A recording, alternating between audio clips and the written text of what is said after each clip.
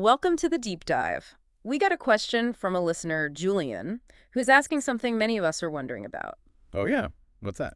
Well, he's got this 2008 petrol car, runs fine, but he's thinking, should I get a new EV or just, run the old one into the ground? Ah, the classic dilemma. It's a big one. We hear a lot about EVs being cleaner, cheaper. Exactly. But is it always that straightforward? Today, we're going to really dig into the environmental side, the money side. And we've got some solid research to lean on, right? We do. We're looking at an investigation by Greg Foote. He hosts Sliced Bread on the BBC. Really interesting stuff. What do you do? He actually tested a petrol Vauxhall Corsa against its electric twin, the Corsa, head-to-head. Oh, practical tests. Good. Yeah, and we're bringing in some insights from Ollie Marriage at Top Gear and also Professor Mike Berners-Lee, the How Bad Are Bananas guy. Right. He really knows his carbon footprint. So this should give us a pretty clear picture, cutting through some of the marketing noise. That's the plan. Let's jump straight into the environment bit first. Okay.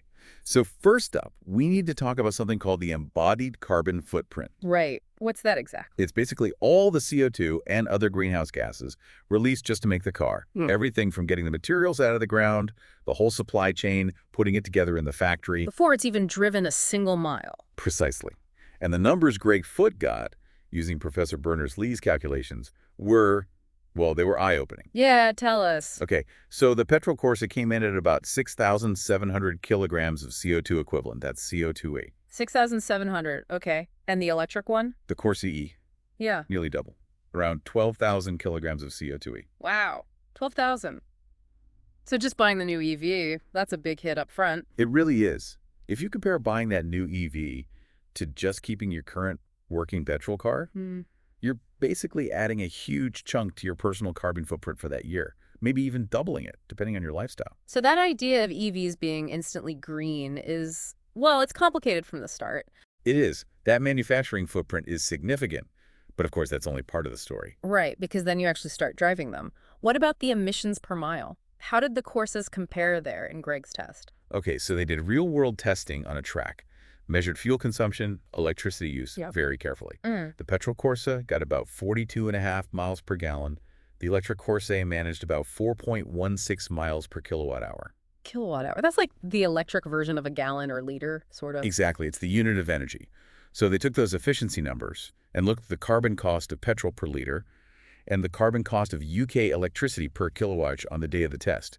That bit's important. And what did that calculation show per mile? Big difference here. The petrol car worked out at 0.38 kilograms of CO2e for every mile driven. Okay, 0.38. The EV. Just 0.06 kilograms per mile. 0.06, that's what, nearly 6 times cleaner per mile? Pretty much, yeah. So mile for mile, the EV is definitely putting out far less carbon pollution while driving. But there's a catch with the electricity source, isn't there? You mentioned the test day. Right. On that specific day, the UK's electricity wasn't all green. Less than a third came from renewables. And the rest? Nearly 40% was actually from burning fossil fuels gas, mostly. So even those zero-emission EV miles weren't completely emission-free when you trace it back to the power station. Okay, so we have this bigger carbon footprint to make the EV, but then much lower emissions when you drive it. Correct. Which leads us to the break-even point, environmentally speaking. How far do you need to drive the EV to sort of pay back that extra manufacturing carbon? Good question. Let's take Julian's case first. Ditching his working 2008 petrol car for a new EV. Yeah. To offset the entire manufacturing footprint of that new EV, compared to just keeping the old car, he'd need to drive. Get this, over 37,000 miles in the EV. 37,000 miles. Wow. How long would that take the average driver? Well, the UK average is around 7,000 miles a year. So you're looking at about 5 years and 4 months just to break even environmentally. That's quite a commitment. It makes you think twice about replacing a perfectly good car, doesn't it? It certainly does.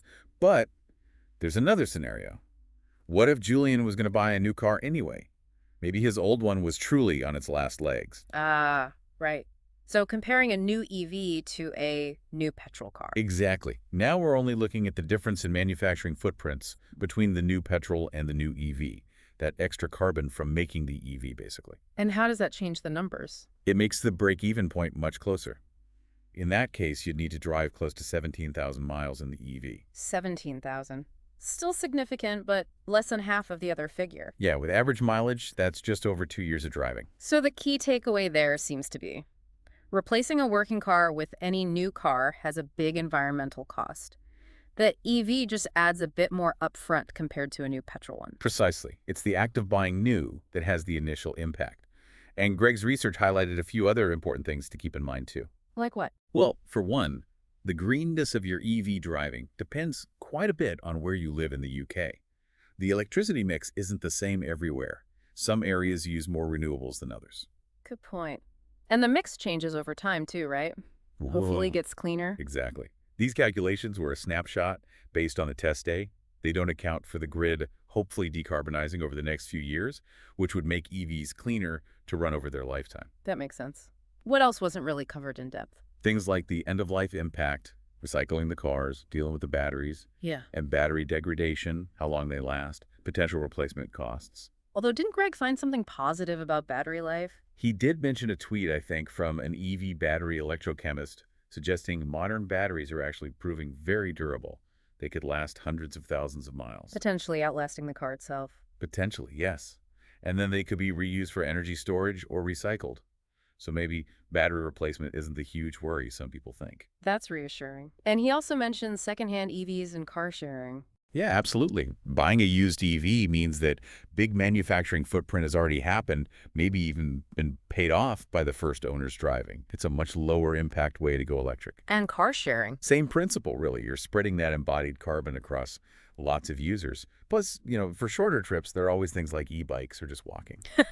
Okay, so environmentally, it's Yeah, definitely not black and white. Lots of factors. very nuanced. Right, let's switch gears then. Talk about the money. Does switching to an EV actually save you cash? Ah, the other big question. Okay, so we need to look at cost per mile again. Greg used the petrol price on his test day, which was £1.68 per liter. Okay, 168.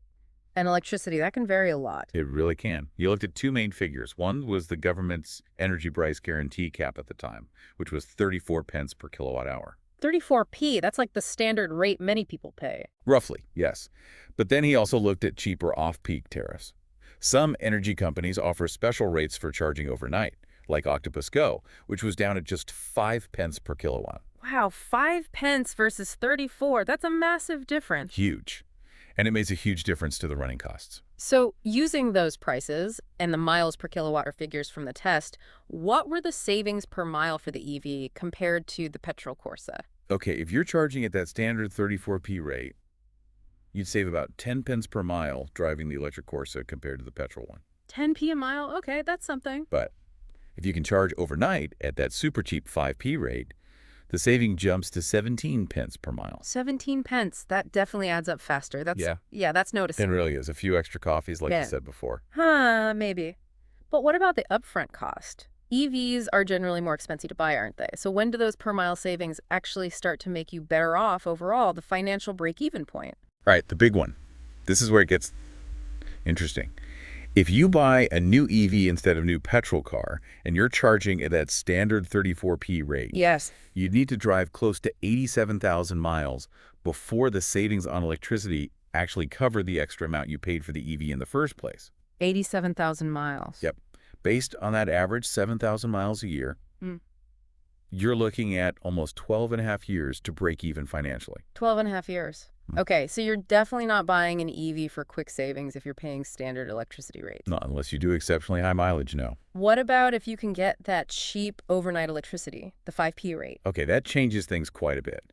If you're consistently charging off-peak, the financial break-even point drops to just over 50,000 miles. 50,000. Better, but still a lot. How long is that in average years? About 7 years and 2 months. So still a significant amount of time and driving. So seeing those pounds and pence benefits really hinges on driving a lot.